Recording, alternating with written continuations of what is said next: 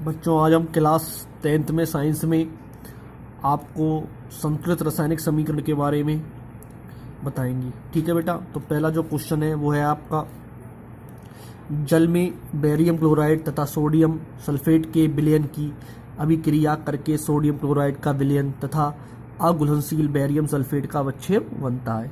इसको हमें लिखना है। कैसे लिखेंगे बेटा? देखो, barium chloride BaCl2 aqueous solution, जलीय सोल्यूशन में है इसका, तो नाम क्या हो गया? Barium chloride. क्या हो गया बेटा इसका नाम? बेरियम क्लोराइड हो गया। क्या नाम हो गया? बेरियम क्लोराइड हो गया।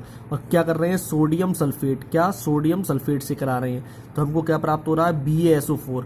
क्या बनना है करके? क्या बनेगा? बेरियम सल्फेट बनता है। तो देखो बेटा, Ba ये आ गया, SO4 ये आ गया, तो हमें क्या प्राप्त हो गया? BaSO4।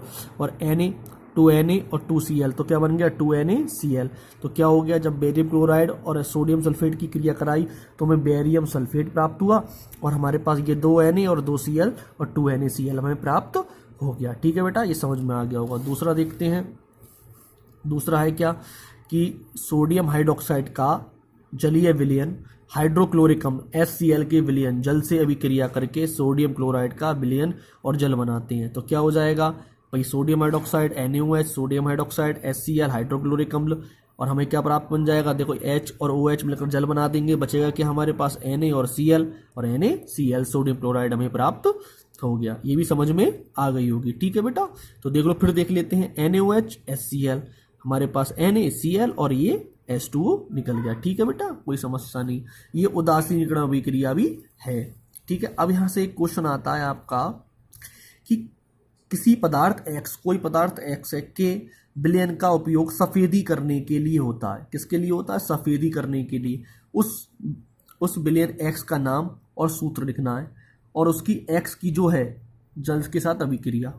तो बेटा सफेदी में यूज होता है, तो देख लेते हैं बेटा क्या होगा। तो X का नाम हो जाएगा कैल्शियम ऑक्साइड बिना भुजा चूना। क्या हो जाएगा? बिना भुजा चूना, जैसे हमने कह देते हैं कैल्शियम ऑक्साइड।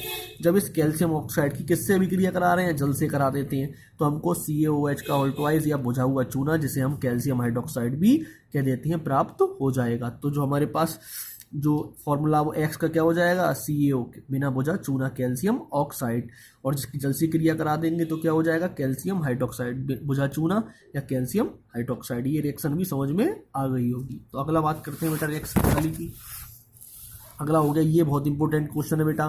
क्या क्वेश्चन है? जब लोहे की कील को कॉपर सल्फेट के विलयन में डुबोते हैं तो विलयन का रंग बदल जाता है, क्यों? कई बार ये क्वेश्चन आ गया है। तो देखो क्यों बदल जाता है बेटा, इसका बहुत सरल आंसर है। देखो जब लोहा है Fe आयरन कॉपर सल्फेट के विलयन में डुबोते हैं, तो जो Fe है ये अधिक क्रियाशील है कॉपर से, तो Fe क्या करेगा? इस कॉपर सल्फेट विलयन से कॉपर को विस्थापित कर देगा।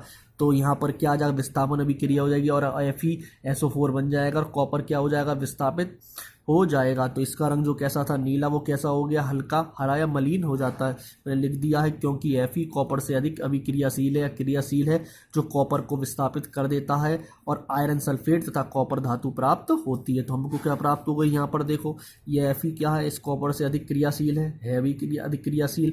Fe ने कॉपर को क्या कर दिया? इसके सोल्यूशन से विलयन से विस्थापित कर दिया। जब विस्थापित कर दिया तो हमको क्या प्राप्त हो गया? FeSO4 प्राप्त हो गया, और कॉपर निकल गया। रंग क्या हो गया? रंग में चेंज हो गया, नीले से हल्का हरा या मलिन हो गया, क्योंकि Fe कॉपर से अधिक अभिक्रियाशील है, जो कॉपर को विस्थापित कर देता है, और आयरन सल्फेट तथा कॉपर धातु हमें प्राप्त हो जाती है। बेटा जितना भी कराया है उसको याद कर लेंगे। ओके।